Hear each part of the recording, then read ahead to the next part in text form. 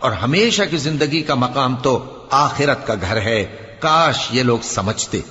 پھر جب یہ کشتی میں سوار ہوتے ہیں تو اللہ کو پکارتے، خالص کرتے ہوئے اسی کے لیے اطاعت کو، لیکن جب وہ ان کو نجات دے کر خشکی پر پہنچا دیتا ہے تو جھٹ شرک کرنے لگ جاتے ہیں، تاکہ جو ہم نے ان کو بخشا ہے اس کی ناشکری کریں اور فائدہ اٹھائیں۔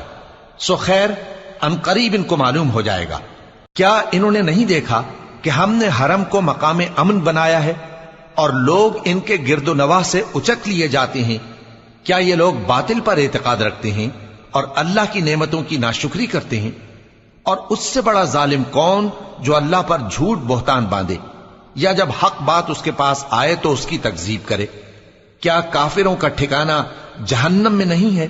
اور جن لوگوں نے ہمارے راستے میں محنت کی ہم ان کو ضرور اپنے رستوں پر چلا دیں گے، اور اللہ تو نیکوکاروں کے ساتھ ہے۔